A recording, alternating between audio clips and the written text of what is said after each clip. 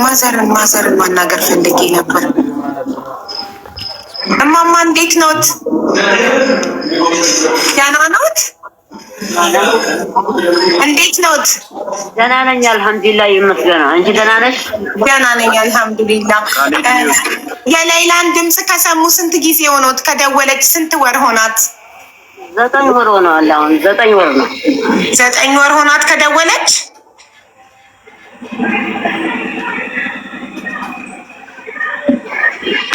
እየደወሉብሽ ስለሆነ 9 ወር ሆኗል። እየደወሉብሽ ስለሆነ አይ በይቅርታ። እሺ ሲም ካርድ በሌለው ስልክ ብትገቡ ጥሩ ነበረ። የሚደውሉትን ሰዎች አንዴ አትደውሉ በሏቸው፣ 10 እንዳያቋርጡ። እሺ እየደወልኩ ነው። እሺ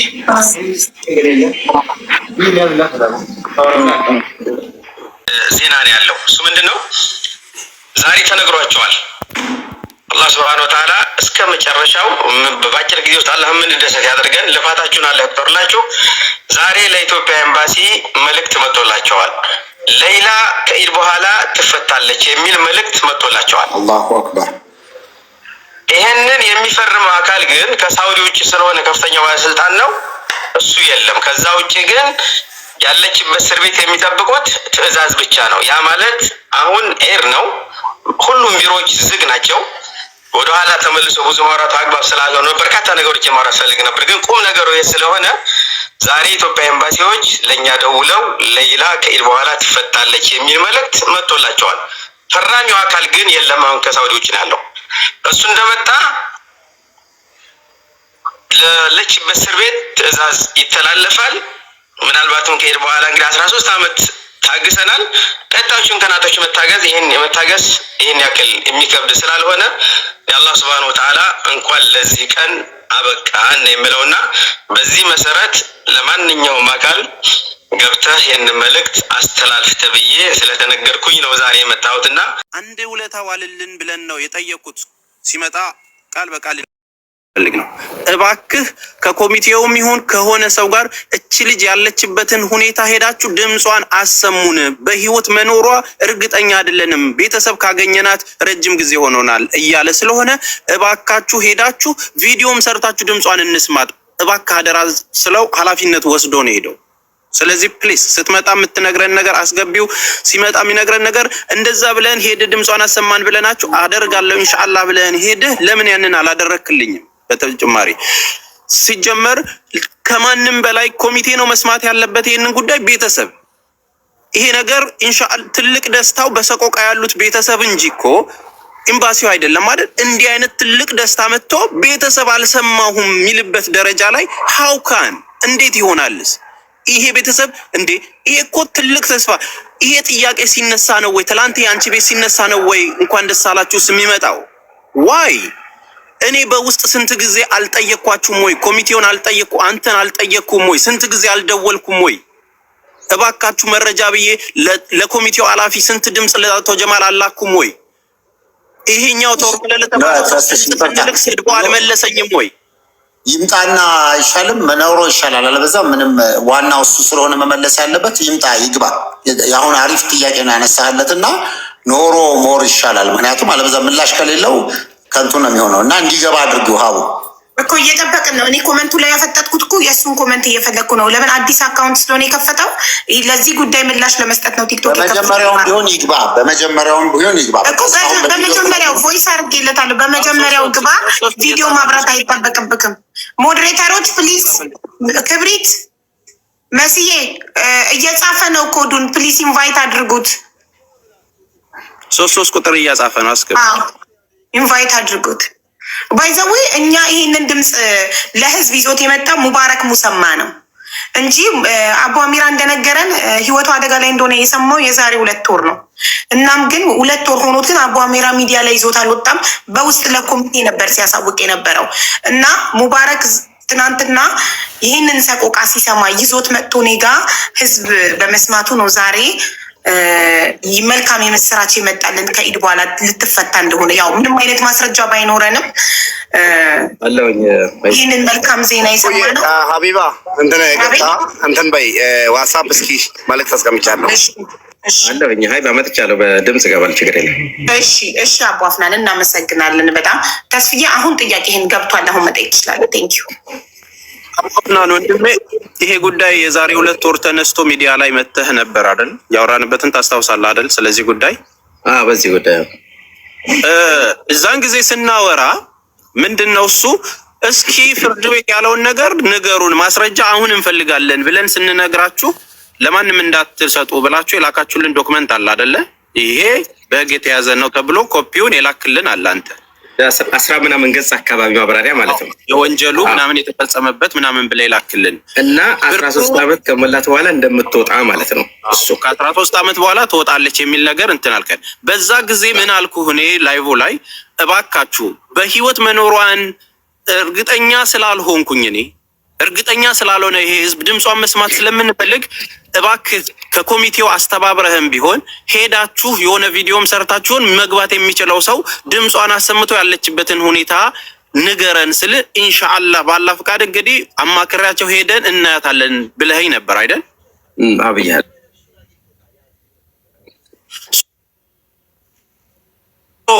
ይሄንን ያልኩ 1 ወር 2 ወር ነው። ይሄንን ጉዳይ ደግሞ አሁን ደስታውን ይዘህልኝ እንኳን ደስ ያላችሁ ስትለንና ስትመጣ ቤተሰቦቿ ማወቅ የለባቸውም ወይ? እዚህ ጋር እንደምንከታተል ሰዎችስ እኛ ይሄንን ነገር የሰማኸው አንተ ዛሬ ነው ንገር ተብለህ ነው ኤምባሲው እየነገረህ ያለውና መተያ ያስተላለፍክልን አንተም እየሰማኸው ዛሬ ነው? ለምንድን ነው ወይ ለኮሚቴ ወይ ለቤተሰብ ለሚመለከተው ጉዳይ ይሄንን ጉዳይ አሁን መናገር የተፈለገው? ትላንት ጉዳዩ ተነሳ፣ ዛሬ ላይ እንኳን ደስ ያላችሁ ይሄንን ንገር ተባለ የተባለው ምንድን የተለየ ነገር ኖሮ የመጣ ማለት ነው? ሰውየውስ ይሄኛው ከፈረመ በኋላ ነው የሚመጣው ከሀገር ውጭ ስለሆነ የተባለው ሰው ዋን ባይ ዋን ብታረግለት አሁን የትኛውን እንደመለሰ የትኛውን እንዳልመለሰ አናውቅም እኮ ብዙ ጥያቄዎች ነው። ዋን ባይ ዋን ይመልስ። እያንዳንዱ ጥያቄ መመለሱን እርግጠኛ የምንሆነው ዋን ባይ ዋን ስትጠይቅ ነው። እና ከመጀመሪያው ጥያቄ ይጀምርና ይመልስልክ። ያው ዛሬ የሚሰማው ነገር እኔ ጋር ሚሽው ስለነበረ ቴንኪውን ጥያቄ ስለጠየቅ እና እኔ አሁን በጣም ደስ የሚል ነገር የምነግራችሁ ነገር ምንድን ነው? ትናንትና ማታ ድምፅ በመሆናችን እኛ ድምፃችን ተሰምቶ ልጅቷ ዛሬ ጠዋት ሆስፒታል ተወስዳለች እና በጣም እናመሰግናለን። አትሊስት ሆስፒታል መወሰዷ ራሱ በጣም ልናመሰግን ይገባል። ኤምባሲውን ሆስፒታል ስለተወሰደች ቴንኪው። አለፍታስሽ ያበስ አቦፍና እኔን ነው በቃ ያንን ነገር ይውና ነገሩን ያልኩትን ይሄንን መንገር የተፈለገበት ነገር በደንብ አመሰግናለሁ። በነገራችን ላይ ሁሉም ነገር ማለት በየጊዜው የሚመጡ መረጃዎች ሁሉም ነገር በአንድ ጊዜ አየር ላይ አይውሉም እና የሆነ የተጨበጠ ነገር ሲገኝ ሰው ጋር መገናኘቱ ተገቢ ነው ብዬ አምናለሁ፣ እኔም ጓደኞቼም።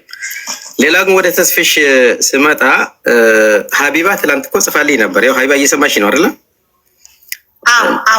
እናንተ እንደነበራቸው ሀቢባ ቁጥሬን አፈላልጋ ወዲያውን የመለስኩላት። ደቂቃ አልቆየሁም፣ እርግጠኛ ነኝ። ትክክል፣ ወዲያውን የመለስኩላት። ብችል ኖሮ ገባ ነበር፣ ግን ስላልቻልኩ ነው። አንደኛ። ሁለተኛ ተስፍሽ ትክክል ነህ ብለህ ነበር።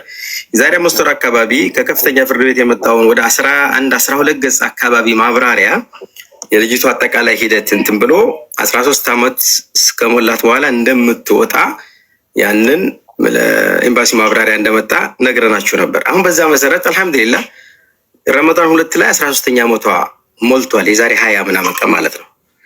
ትላንት ባውቅ ኖሮ እኔ ሀቢባን ነግሬያን ነበር፣ ወይም ደግሞ ቲም ሌላ አገኛቸዋለሁ እኮ አሲያንም ኸይል ፋውንዴሽንም አንተንም ተስፍሽ ዙዙ ሁላችሁም ጋር እኮ ገናኛለሁ፣ በግልም በእንትንም አይደለ እናወራለን። ባውቅ ኖሮ እነግራችሁ ነበር። ስራ እውነት ለመናገር ባውቅ ኖሮ ትላንት ለሀቢባም ነግሬያት ነበር፣ ለእናንተም ነግሬያችሁ ነበር። ግን አላቅም፣ አላህ በሚያውቀው ረመዳን ነው ወላሂ አላቅም። ዛሬ ነው። ምክንያቱም እነሱ በቅርበት እየተከታተሉ እንደነበር አውቃለሁኝ። አሁን ለምሳሌ የኛ ሰብሳቢ ትልቁ አባታችን ኢማም አቡ ፉአድ የሚባሉት እናንተ ትላንትና ከመሰብሰባችሁ በፊት እሳቸው እየደወሉ ኤምባሲ እየደወሉ የሌላ ጉዳይ ምን ደረሰ እያሉ ይከታተላሉ በየጊዜው። ወላሂ ነው የምላችሁ።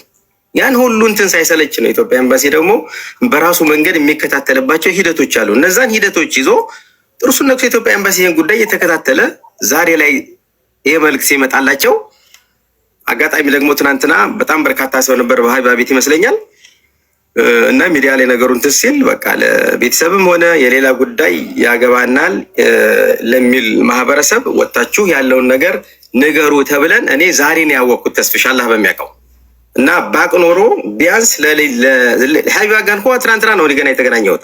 ባቅ ኖሮ እናንተ ጋር በደንብ ነው የምቀራረበው። ተስፍሽ ታውቃለህ፣ ሌት ተቀን በዚህ በልጅ ጉዳይ እና ለእናንተ እንኳ ነገራችሁ ነበር። ግሩፕ አለ ለብቻ ታውቃለህ። ግን የማውቀው እኔ ዛሬ ነው። በዛ መሰረት ከኮሚቴ ሰብሳቢ በኩል ይሄ ነገር እንዳስተላልፍ ስለተነገርኩ ነው ዛሬ የመጣሁት እና ከአሁን በፊት የማውቀው ነገር የለኝም።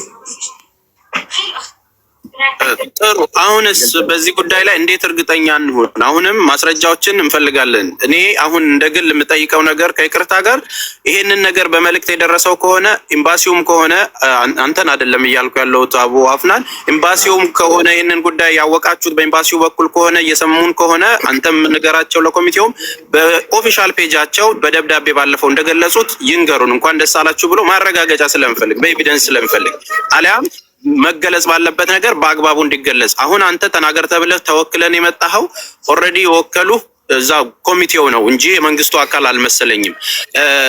ከዛ ውጪ ኮሚቴውስ በየሳምንቱ እንደሚሰበሰብ ሐሙስ እንደምትሰበሰቡና ሀሳብ ላይ እንደምትናገሩ ይሄንን ሁሉ አመት እንግዲህ ብሩ መሰብሰብ ከተጀመረ ጀምሮ እስከዛሬ ድረስ እንደው እዚህ ደርሷል። አፕዴት የሆነ ነገር ለህዝብስ መቅረብ የለበትም? የሆነ ጉዳይ እኮ እዚህ ስንደርስ እየሄድን ነው ለማለት ወጣ ብለን የምንጠይቀው ሰው ነው ያጣ ነው እኮ እኛም አይደል? ሰውኛ መጥቶ ይጠይቀናል፣ እኛ የምንጠይቀው ነው ያጣ ነው። እንደ ኮሚቴ እናንተስ የሆነ በ3 ወርም በ4 ወርም የሌላ ጉዳይን አፕዴት የማድረግ ኃላፊነት አልነበረባችሁም? ለምንድን ነው ያንንስ ዝም ያላችሁት? ወለ ተስፍሽ ጥያቄ አግባብ አለው። በነገራችን ላይ እኛና የኢትዮጵያ ኤምባሲ በዚች በልጅ ጉዳይ ብቻ ሳይሆን በሌላም አብረን ነው በደንብ የምንሰራው፣ አብረን ነው የምንቀራረበው እና ለሌላ የፈለኩት ምንድን ነው ኢትዮጵያ ኤምባሲ ጋር እኛ የምንገናኘው በድምፅም በአካልም እንገናኛለን። ስለዚህ በአካል ከተገናኘን በአካል ይነግሩናል፣ ካልተገናኘን ግን በስልክ ደውለው ያሳውቁናል። እነሱ ጋር የምንገናኝበት መንገድ ይሄ ነው። ሌላው ቅድም ላነሳው እነሱ የራሳቸው መንገድ አላቸው፣ ሂደት አላቸው ብያለሁኝ። ኢትዮጵያ ኤምባሲ ጉዳዩን የሚያሳውቅበት ሂደትና ሰዓት አለው። ያ ሲደርስ ምናልባት በራሳቸው መንገድ እኛንም ኮንታክት አድርገው ኢትዮጵያን ኮሚኒቲ አድርገው የራሳቸው ሂደት አላቸው። ብቻ በዛ መልኩ እንደገና ደግሞ የተለየ ነገር አለ ማሳወቅ አለብን ብለው ሲሉ ያሳውቁናል። ገብቶሃል ተስፍሽ? ይሄን በዚህ ለፈው። ከዛ ውጭ ግን እኛ በየጊዜው እየወጣን ለማህበረሰቡ በፌስቡክ ወይም ደግሞ በቲክቶክ ወተን አፕዴት የማናደርገው እኔ ፕሊስ ባካችሁ ተረዱን። እኛ ቢሰባለን እዚህ የምንኖርበት ሀገር ሁላችሁም እንትን አይደለም። በየጊዜው እየወጣን በህግ ጠለላ ስር ያለን አካል ለዛውም በሰው ማጥፋት ወንጀል ላይ የተከሰሰች ወገናችንን ጉዳይ በየጊዜው እየወጣን በህግ የተያዘን ጉዳይ በሚዲያ ወጥቶ እንደፈለግን መናገር እኔ ሰራ አስቸገራለሁ። ይሄንን ፕሊስ ተረዱን።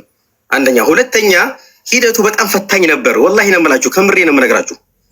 እኛ እኮ ስራችንን ትተን ሁሉን ነገር በቃ እንትን አድርገን ነው እንትን የምንለውና አላህ ይቁጠረው እናንተን ሁላችንም ሰራ እውነት ለመናገርና ሂደቱ ፈታኝ ስለነበር ከምንኖርበት አገር ነባራዊ ህግና ደንብ ስርዓት አንጻር እንደ ልባችን እየወጣን ለመናገር እንትን አልነበረም። ከዛ አንጻር ነው ተስፍሽ ትረዳኛለህ ብዬ ተስፋ አደርጋለሁ። ሌሎቻችሁም ትረዳላችሁ ብዬ ተስፋ አደርጋለሁ። እኔ ሀሳቤን ጨርሻለሁ። ጥያቄን ሀቡዬ እግዚአብሔር ይስጣችሁ፣ ሙባረክም ሀቡም ይህንንም ስለሰማን ማለት ነው። ለቤተሰቦቿ ምን ያህል ደስታ እንደሆነ እኛንን የምናውቀው እና ሌሎቻችሁ ደግሞ ጠይቁ። እግዚአብሔር ይስጣችሁ። እናንተም አመሰግናለሁ። ዛሬ ራሱ ተስፍሽ ትላንት ጀምሮ እየደወልኩልህ ነበር፣ በውስጥ ራሱ ተስፍሽ እየደወልኩልህ ነበር፣ ግን ኦንላይን አልነበርክ ይመስለኛል። ድምጻችን በመሰማቱ እኛም እናመሰግናለን በጣም። እሺ ወደ አቡ አሚራ እንሄዳለን። እሺ አቡ አሚራ ቀጥል።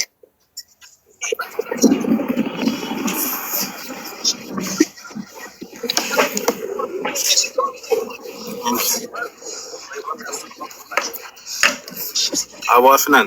አቤት አቤት። አቡ አሚራ ሶርስ ያዝጓል መሰለኝ። ይሰማል ነው አይደል? ተሰማል አቡ አሚራ።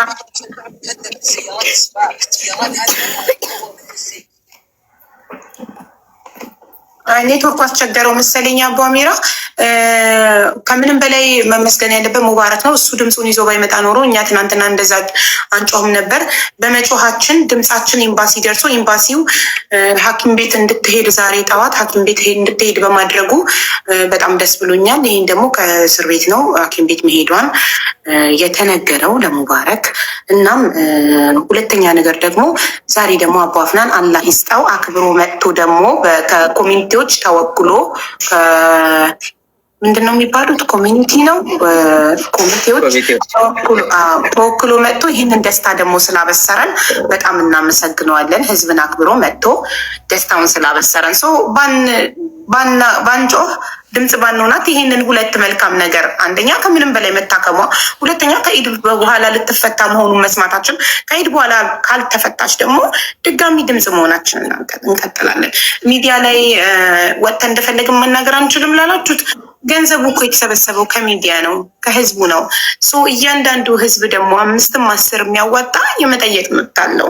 ምን ላይ ደረሰች እቺ ልጅ ትፈታለች ብለን ነው የአንገት ወርቅ ሽጠን የሆነ ነገር ሽጠን የአንድን ሰው ነፍስ ለማዳን የአንዲት ኢትዮጵያዊ ዜጋችን እህታችንን ነፍስ ለማዳን ያዋጣ ነው ብለው የመጠየቅ መብት አላቸው። ስለዚህ አንዴ ሚዲያ ላይ ተወጥቶ ገንዘብ የተሰባሰበበት ጉዳይ ግዴታ ነው መልስ ህዝቡ በጠየቀ ቁጥር ምላሽ መስጠት፣ ካለበለዚያ ከህዝቡ ምንም አይነት እርዳታ አለመጠየቅ።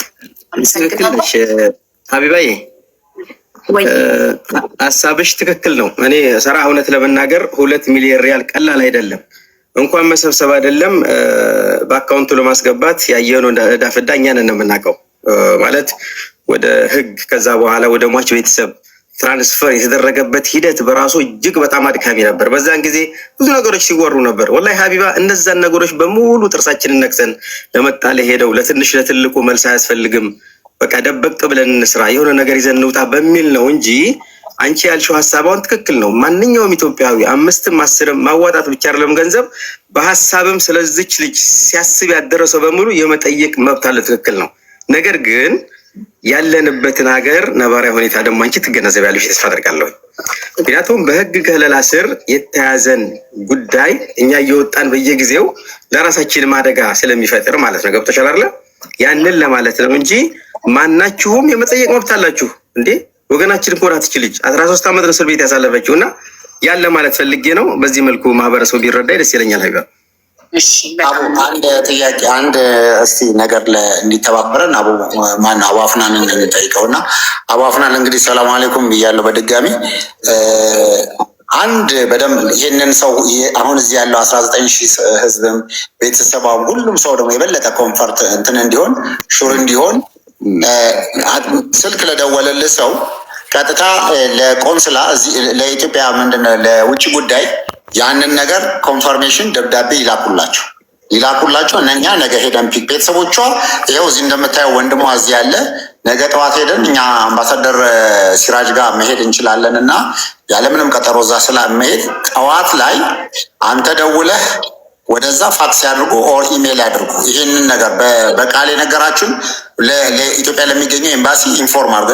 እንደንትንም በነገራችን ላይ እንደ ይሄ ነገር የሚያክል ነገር እጃቸው ላይ ከመጣ እንደ አንድ ዲፕሎማት እንዲህ አይነት ነገር የዜጋችን እንዲህ አይነት ነገር እንደዚህ መረጃ መጥቶላናል ብለው መላክም ነበረባቸው። እንደ እውነት ለመናገር የእሱ ጆሮ ሰምቶ ብቻ ቁጭ ማለትም የለበትም። እንደ መንግስት እዚህ ያለው ኢትዮጵያ እንደ ዲፕሎማት እዛ ተወክሎ የተቀመጠው ይህን መረጃ ለዚያውም ተከታታይ ህዝብ ባለበት ይህን ነገር የሚከታተል አካል ያለ ጠያቂ ባለበት በየቀኑ በሚጨቃጨቁበት ሂደት ለእናንተ እንደውም ለኮሚቴ ከመንገር በፊት ይህንን ቤተሰቦቻቸው ሲመጡ ብለው እንግዲህ በዚህ ጉዳይ ላይ እንግዲህ እንትኑን የሚመሩት ኮንስለር ጀነራሉ አምባሳደር ሲራጅ ናቸው።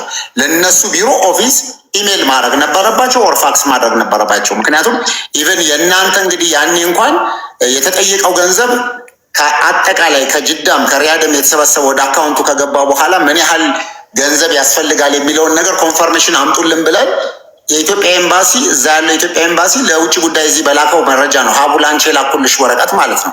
ልክ እንደዚህ ክሊር በቃ እኔ የጠየቁበት ታስታውስ ከሆነ እንዲህ አይነት መረጃ አምጡልንና ከዛ ተነስተን ያቺ ይህን ያህል ብር ያስፈልጋል ቀሪ የምንፈልገው ይህን ያህል ብር ነው የተባለውን ነገር ለብሔራዊ ባንክም ለንግድ ባንክም ተልኮ ነው በዛች ካልኩሌት ተደርጋ 5 ሳንቲም ሳትጎል ገንዘቡ እንዲላክ የተደረገው። አለበዛ ዝም ብሎ በምንድነው እነዚህ ሰዎች አካውንት ውስጥ ትርፍ ገንዘብ ቢገባ እንደማይመልሱም ስለምናቅም ጭምር ማለት ነው። ስለዚህ ልግባ ሳረሰብ እንደው ምናልባት ለእናንተም በተለይ ደግሞ ለቲም ሌላም ለሌሎቻቸውም ሌላው ማህበረሰብ ክሊር ሊሆንለት ካሊድ ትክክል ነህ። ያን ጊዜ የተሰበሰበው ብር ወደ ማለት የከፍተኛ ፍርድ ቤቱ የሟች ቤተሰብና በሌላ ስም የተከፈተ ነው። ስለዚህ ሀገር ቤት ተስቦ የኢትዮጵያ ንግድ ባንክ፣ ውጭ ጉዳይ፣ ብሔራዊ ባንክ ለዚህ ነው ያመሰገንኩት። እና ወደ ሪያድ የኢትዮጵያ ኤምባሲ አካውንት ከገባ በኋላ ወደ ይሄ በሶስቱ በሟች ቤተሰብ በሌላና በራጂህ ያለው አካውንት ላይ ብሩን ለማስገባት የኢትዮጵያ ኤምባሲ ሲሞክር በጣም ለምንድን ነው በጣም የተቸገረው መሰለ?